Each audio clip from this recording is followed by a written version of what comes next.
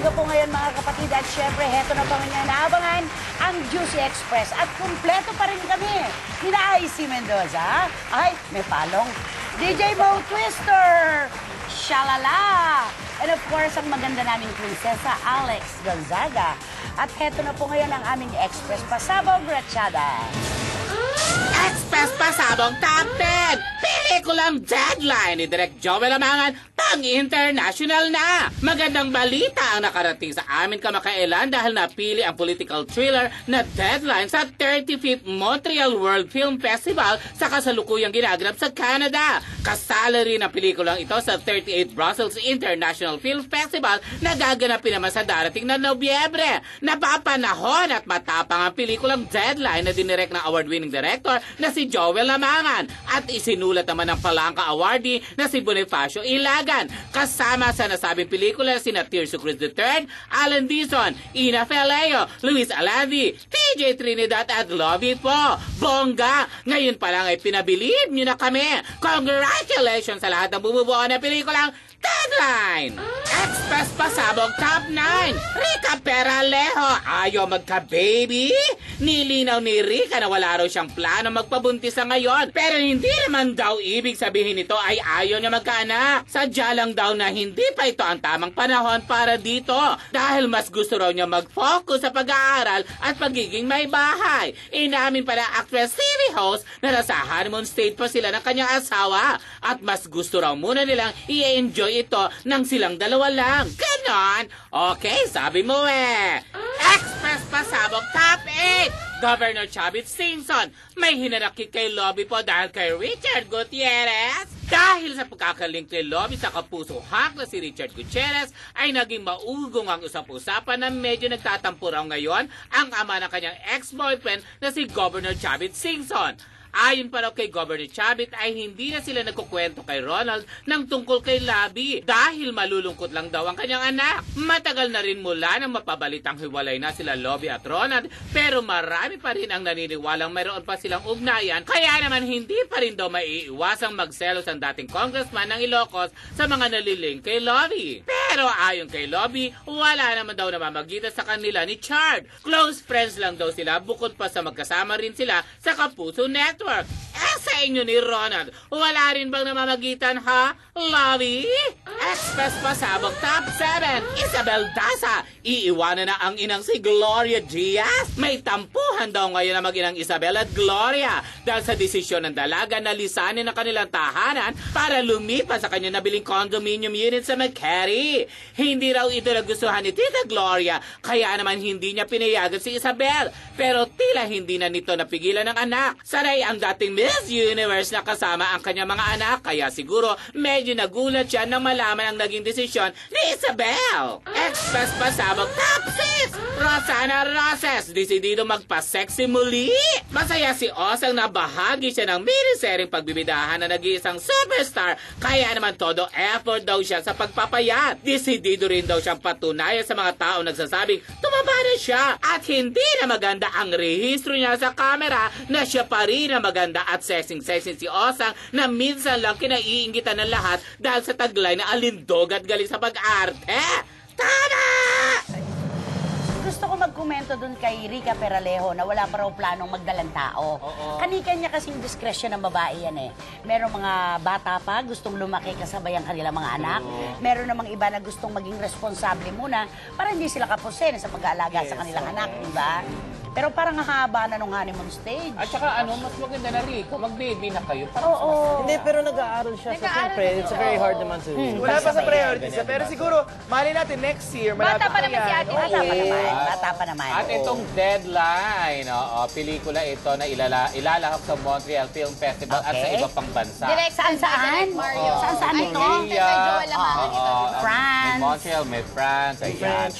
Directed by Joel Amangan, pinagbibidahan ito ni Tirso Cruz III, Alan Dizon. Lobby po, nandito na naman. Ang benta-benta ni Lobby po. Na istorya ito ng media killings na kinwestiyon dito. Direct Joel Lamangan yan eh. Siyempre, may ganyan And speaking yan. of Lovey po, ano to, kay sabi ni Governor Singson daw, parang Nagtatampo feeling siya. bad daw. Dahil na-link kay Richard Gutierrez. Si Lovey po. At feeling hindi ko pa clear kasi kung break talaga Nasa malayong lugar Lovey siguro at si Ronald. Nasa malayong lugar si Governor Chavez Singson. So siguro mali yung pagkakakwento sa kanya kung ano talaga nangyari. Kasi nagkaroon sila ng pelikula, nagkaroon sila ng maraming project. So hindi naman siguro... Wala namang ugnayan eh, di ba? Taas ng buhok. Ang Ano questionable ba lang nangyari? kasi Teka ngayon. lang sa buhok mo. Teka lang. Ang questionable lang ngayon, bakit nga ba ganyan ang patayin? buhok?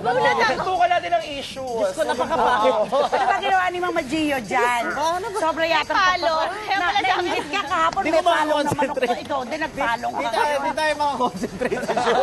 Sa bakit Taas ng buhok ni Icy, di ba? Naka-elevate. Ano nangyayari minsan? Ano nga nasa salon ka? Naka-helmet. May mga pictures sa mga glasses. Na mga weirdo. Okay. Eto na si Isabel Daza. Tumiwalay kay Gloria ng bahay. Parang gusto naman niya mamuhay na mag-isa, pero hindi pinayagan. Hindi pa. Napaka-konserbatibo pala Pero ng ito Tita Glo. talaga ang ganda ng height, may itsura. Ayaw niya maging beauty queen. Yes. Pero Nauna sabi ko ni dyan. Isabel, sabi ni Miss Gloria Diaz, may future si Isabel sa comedy. Or may baon. May Kwento timing lang daw. ako. May timing. Kwento Oo. lang. Ako naman naaalala ko, si Icy, meron pa siyang pictorial na ka-bridal gown.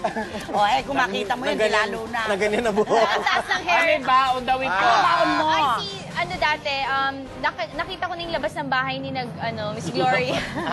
Kasi hinatid ko si Carla Humphries kasi pupuntahan niya si Isabel. So, hindi totoong magkaiwalay sila ng bahay. Magkasama. Yun nga, sinabi niya, hindi pinayagan. Ganun lang ba ang Alex?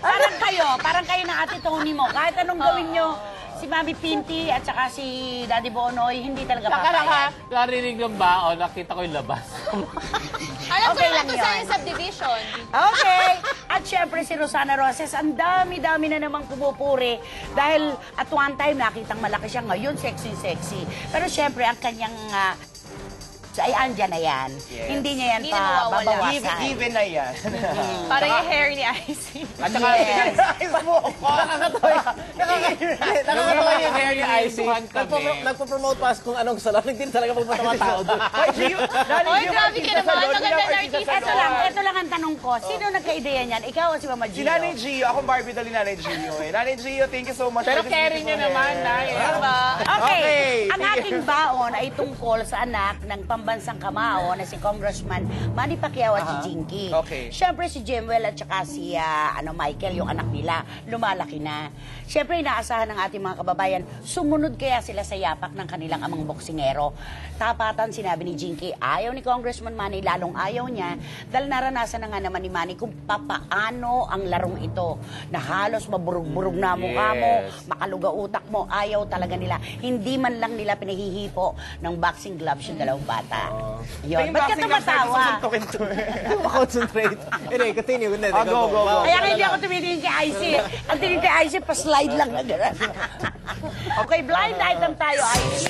Para kina Elvi Torres, Mama Bing Perez, Tito Manny Garcia, and Tita Norsky.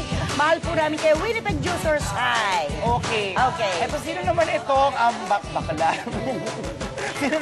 Sino naman itong Nakaka-apekto. Yung ayos ng sino buhok. naman itong artista Artistang ano? Artistang produkto ng isang reality search na matagalan na chichismis sa bading. Okay. Tapos pinabulaanan niya sa isang talk show na hindi nga siya bading at yung machismis sa kanya, hindi totoo. Okay. Pero nagkaroon ng dalawang sighting ang isang tao, yours truly. Ano to, UFO? Yes, nagkaroon ng dalawang sighting sa kanila. Nakasama niya ang kanyang rumored gay benefactor.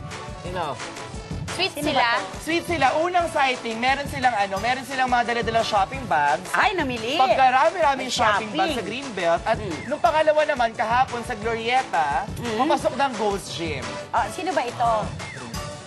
Naku, kahit na may blind item Wala ba yun, siya daho pa project rin yan. today? Ha? Parang puro blind item na lang na rin. O yun, actually, may mga project siya sa blind item. Actually, ilang bayad yung mga Bakit blind siya, item sa kapag kanya. ka nasulat o naikwento, puro BI, wala bang maganda na pangyayari? At saka yung mga mall na yun, waklas yun. Ang kapal ng mukha. Papuntahin mo ng Isitan yan sa rec. Ang kapal ng mukha na ito ni Shalala. Puro di pa nakakapunta sa mga Saan pa? Kari. Farmers. Saan pa? Saan ba? Fairmart! Fairmart. Oh, di At ba? syempre si Ever Commonwealth na kung saan doon lang mabibili ang album ni... Madam Aurel. Naku, dami-dami pa po namin chika dahil Sabi ko patuloy na ano. Ikaw ang dagat-sagap lahat ng latest. Tuwisa! Juicy Express! Susunod, magaling na komedyana, may kinakampanya, sexy young actress, aminadong pasaway, TV host actress, tinantanan na ng kanyang ex-husband, yan at marami pang intriga, dito lang sa Juicy Express!